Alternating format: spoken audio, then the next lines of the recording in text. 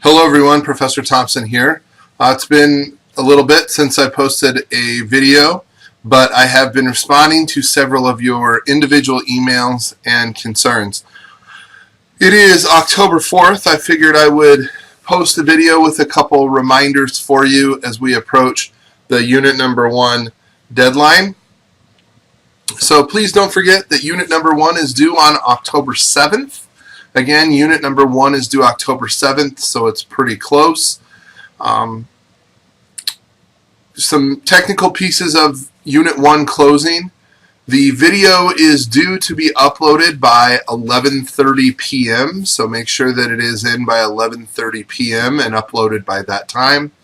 And then the rest of the unit is due by 11:59. So you have kind of a half hour there after you've posted your video, or the deadline for the posting of the video, to make sure that anything else that you have to finish gets done.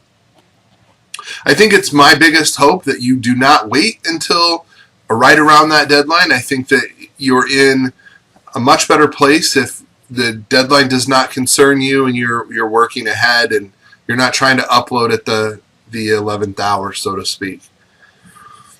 A couple other things to think about and remember. Your outlines are due into Blackboard. A couple of you have emailed your outlines for Speech 1 directly to me. Please remember you need to post them into Blackboard. There is an outline submission link. If you go to the tab on the left-hand side for outlines, you can submit your outline for your speech there. If you have a handout for your audience or something like that, you can also attach your handout document to that particular submission area. Please remember that there are the state requirements for the presentations. You must have 8 or more people in your audience. Those 16 years of age or older, so you can't have a bunch of like tiny brothers and sisters running around. But you are responsible for your 8 people, gathering your 8 people. And I must be able to see those 8 people verified on the video. I had a student in another class submit a video, and I can't verify the 8 people, and that's a 0. That's not meeting the state requirement. So I have to verify the 8 people in your video recording. In addition to the minimum of 8 people, the state requirement says an unedited video. So please make sure that you are submitting from beginning to end the entire presentation. Now, I think it's in your best interest to practice your speech several times before you actually record it. I would caution against you giving your speech for the very first time in front of an audience and recording it, and that's what you submit. I would definitely advocate for practicing your speech multiple times before you actually take that step of recording in front of an audience. But make sure you are submitting an unedited video, beginning to end, your entire speech. And then the other requirement that you have is that your speech must be in some sort of public place. You cannot just speak into a webcam like I'm doing now to you. You cannot give your presentation in your house. It must be in some sort of public place. That can be a classroom, a boardroom, a conference room, a movie theater, an outdoor amphitheater, an outdoor park, an outdoor sporting stadium. I don't really, I'm very liberal in the sense of that it's out in public, but it can't be at a domestic residence. So please keep that in mind. That is, again, a state requirement. It results in an automatic 0 score. I would highly advocate that you are recording your speeches in the next couple days, whether it be today, tomorrow, maybe even the 6th. I would caution you against waiting until the 7th and trying to load it that evening. If you have technical problems, you need time to troubleshoot how to fix that. I have posted several items like handouts that talk about how to upload your video. There are multiple places in the course shell, but if you're having technical problems, you're going to want to address those early and troubleshoot those by contacting McGraw-Hill's help desk, the student help desk here at COD, something like that. So please do not expect to email me at 10:30 p.m. on October 7th and have me be sympathetic to your cause, because I probably will not be. And that is just a very honest assessment of how I've handled these situations in the past. I've had thousands of students pass through my online class, and to think that all of a sudden it just happens to only be you, that's troubling to me. So I don't doubt that technical issues exist. They do. But I think it's the responsibility of you as the student to allow yourself the time management and responsibility to address those prior to the deadline. Okay, so I want to kind of talk about the speech itself. All of you are responsible for an informative presentation. Please keep in mind that simple is good. It does not need to be crazy extensive. Don't try and cover too much in one presentation, but a simple, clear, informative presentation that you know a lot about the topic is what I'm looking for.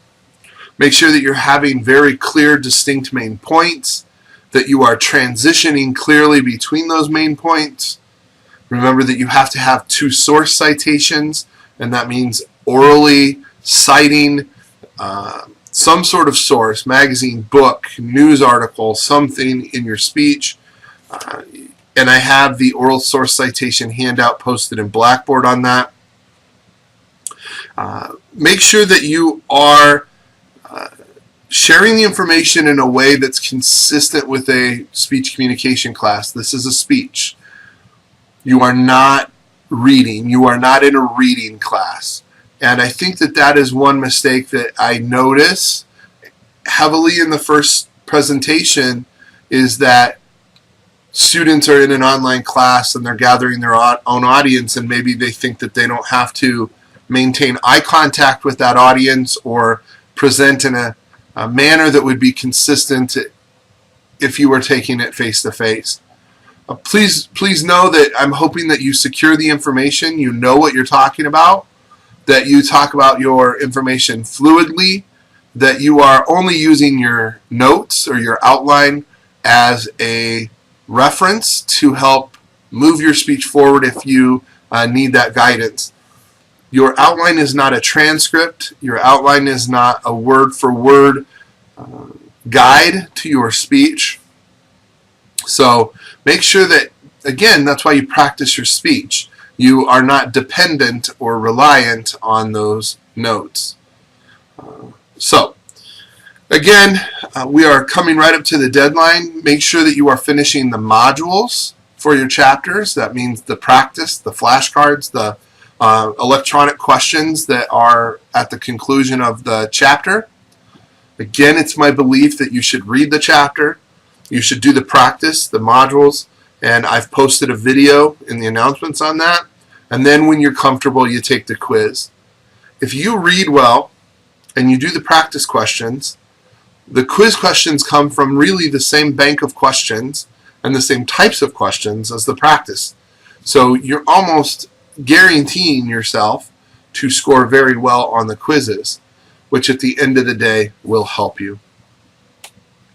I would also, it's early in the term, but I think it is important to remind you that you can only complete 1 chapter of extra credit in this class.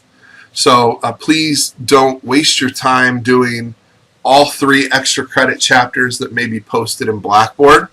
Again, doing the extra, it's a waste of your time. I think that the extra credit is used as an opportunity to make up or accumulate a few points that you may have lost along the way. It's purely optional, but it is not the basis of enhancing your grade, a full letter grade. So keep that in mind. And again, it's Unit 1, so some of you might not be needing extra credit at this point, but it's worth noting. Okay? So make sure that you're finishing strong for Unit 1. If you have already finished Unit 1, I would hope that you are already moving into Unit 2. Make sure you get that stuff done. I will start grading Unit 1 material in the next couple days. Obviously, I want to give you a chance to finish that material up. I would emphasize quickly that I did look through many of the student introductions. A lot of them are really good, although I would caution you that not everybody has completed all the necessary requirements for the student introduction. I would point that in the syllabus, again, referring you back to the guiding document of the course, the syllabus, in the syllabus I identify 6 discussion board opportunities, 3 of which require student-to-student comments, 3 of which do not, and so you will want to identify some of that information because there is a situation in Unit 1 where some discussion boards do require student-to-student comments and then others do not. So please again refer to your syllabus for that. If you have questions or concerns, please reach out. I'm happy to help, and I look forward to your speeches very soon. Have a good afternoon.